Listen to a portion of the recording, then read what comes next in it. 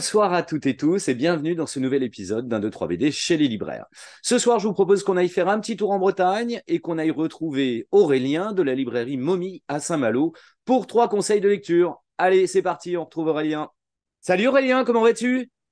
Eh ben écoute Christophe, ça va et toi? Écoute, pas mal. Est-ce qu'il y a encore un peu de soleil à Saint-Malo? Parce que les vacanciers sont Euh, partis, mais bon. Là ça y est, le soleil nous a quittés. Là il a fait vraiment très très chaud, donc franchement c'est plutôt plaisant d'avoir un petit peu de pluie là, pour rien te cacher, c'est pas mal. Ouais, ça rafraîchit un peu. Ouais, Alors exactement, dis-moi. on sent que l'automne commence à pointer.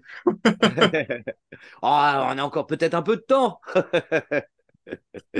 mais ça se Ouais, mais rapproche. pas trop chaud, pas trop chaud. Alors, quel est donc le premier conseil de lecture de la librairie Momie à Saint-Malo? Alors j'ai choisi un roman graphique tout neuf là qui vient de sortir chez Sarbacane, qui s'appelle Les Évaporés.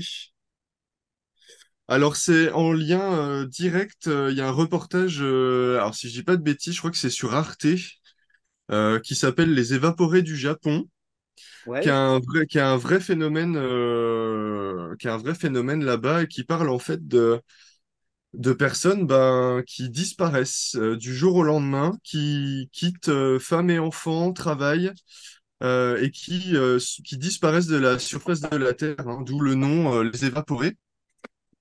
Donc, ce roman graphique-là, du coup, de Isao Mute, va traiter directement de ce sujet-là. On va suivre une jeune femme qui est partie sur Paris pour ses études, donc une jeune femme japonaise, hein. Ouais. Ses parents sont restés sur Tokyo, et il s'avère que un beau jour, sa mère l'appelle pour prendre des nouvelles parce que ça fait longtemps qu'elle est partie et qu'elle n'a pas vu ses parents. Et en fait, elle termine la discussion par ton père a disparu. Et en fait, on comprend du coup que son père fait partie de ces fameux évaporés. Et en fait, elle va revenir sur Tokyo et faire appel au service d'un détective privé pour essayer de retrouver la trace de son père. Et en fait, plein de petites sous-intrigues vont venir se mêler à cette grande histoire.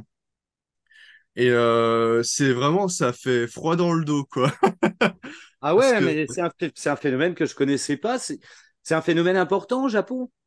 c'est plutôt énorme, hein. Alors, j'ai pas les chiffres en tête, mais vous les trouverez facilement sur Google. Mais le chiffre, je sais en tout cas que le chiffre est énorme. Et en fait, Quelle c'est histoire. impressionnant parce que du coup, en fait, personne ne les cherche parce qu'ils n'ont pas Et oui. enfreint de loi, donc la police s'en occupe pas. Vraiment, ils disparaissent, quoi. Et à savoir qu'en plus de ça, il y a des sociétés qui travaillent un peu dans l'ombre qui aident en fait les gens à disparaître, donc qui leur font des faux papiers, qui déménagent leur appartement. Enfin, c'est Ah vraiment oui, quelque c'est chose vraiment. de... Ah C'est ouais, c'est même un fou. business, quoi. Donc c'est un phénomène qui est hyper intéressant.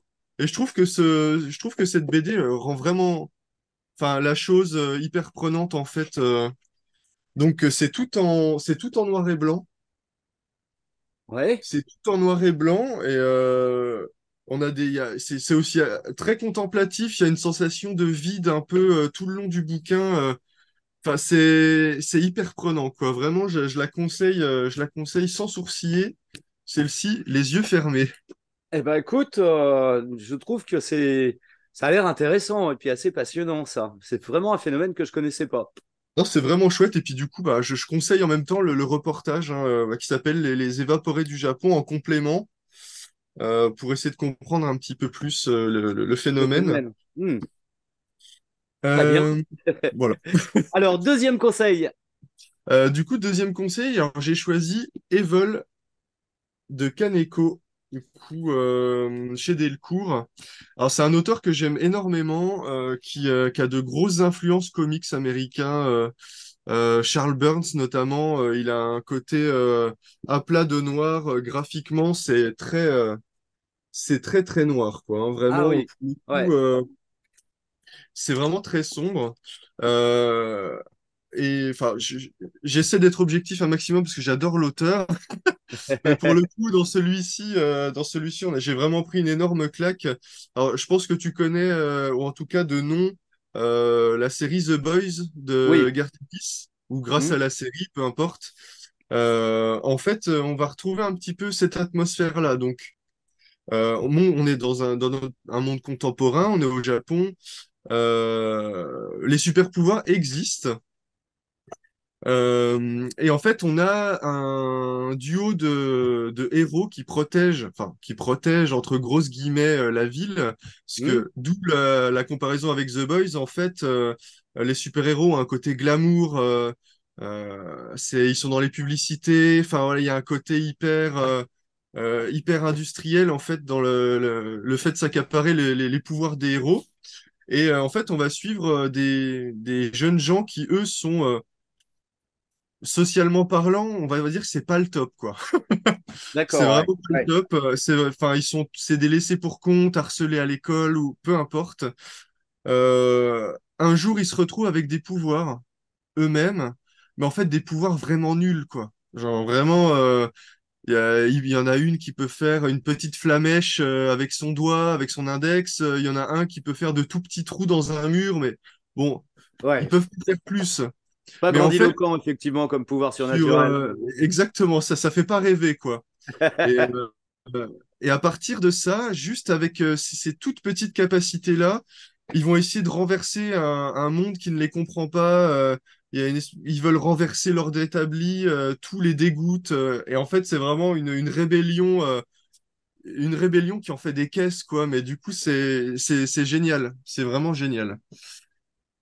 Et c'est très punk, ça fait très pulp américain. Si vous êtes un peu dans ce délire-là, vraiment, c'est un régal, quoi. C'est une vraie pépite. C'est Très une vraie bien, pépite. C'est vraiment très très super. bien. Alors, le troisième conseil pour terminer. Et du coup, le petit dernier, c'est alors Bleu à la lumière du jour Hmm. de Borja González chez Dargo. C'est assez particulier. Alors graphiquement, ça ne plaira pas à tout le monde, c'est un fait. C'est de la bichromie, donc voilà. Oui. Moi, je pense qu'il fait partie de ces bouquins auxquels, même si on n'est pas touché graphiquement, il faut quand même s'arrêter dessus. Pour le coup, on a une histoire, c'est hyper poétique, c'est très nébuleux. On va suivre en fait un groupe de femmes dans une espèce de huis clos, une bâtisse un peu étrange. Il n'y a pas d'hommes, les hommes sont tous partis à la chasse. Alors, ils disent à la chasse, bon, on sait pas trop. Ils sont partis, en tout cas, ils sont plus là. Ouais. Il y a un côté très orgueil et préjugés. Il y a beaucoup de jugements. Les femmes entre elles s'entendent pas. C'est une catastrophe. Il y a des histoires dans tous les sens. Et en fait, c'est très contemplatif en même temps. Ça fait un peu récit initiatique. Parce qu'on va suivre une jeune femme qui essaie de réorganiser un peu sa vie sans les hommes, etc. C'est assez engagé. C'est très contemporain. Euh, Moi, ça m'a laissé rêveur. Je l'ai fermé en me disant, en me posant plein de questions. Hmm. Euh, je trouve que c'est un bouquin important en fait. Enfin, je trouve que c'est un bouquin utile tout simplement. Et je pense qu'il faut, même si graphiquement on n'est pas trop dedans, etc. Il faut vraiment lui laisser sa chance. On en sort presque grandi, quoi. Le mot est un peu fort, mais franchement, j'en suis pas loin, je pense. Écoute, il est à côté de mon lit, sur ma pile de lecture, donc ça me donne envie de le lire. Donc je Alors, vais m'y mettre. franchement, faut y aller sans hésiter. C'est le genre de lecture en fait, on le referme et en fait, on y pense. Sans s'en rendre Hmm. compte, on y pense encore quelques jours après. Donc, Ouais. c'est il y a quelque chose, ça touche, quoi. Bon, bah écoute, c'est prévu, je vais me lancer dedans rapidement. Aurélien, je te remercie pour ces trois conseils de lecture de la librairie Momie à Saint-Malo. Et puis, bah, hein, Merci comme à toi. d'habitude, je vais pas tarder à venir parce que le Quai des Bulles se rapproche quand même, hein. Quai des Bulles, c'est bientôt. Quai des Bulles, c'est très bientôt et ça va être un Quai des Bulles mouvementé. Ouais, ouais, ouais. Bah, écoute, je suis bien content de revenir bientôt à Saint-Malo, donc je passerai à la librairie Momie. Ah bah, avec grand plaisir. Je te remercie, Aurélien, et à très bientôt. Merci à toi pour Salut! l'invitation. Salut.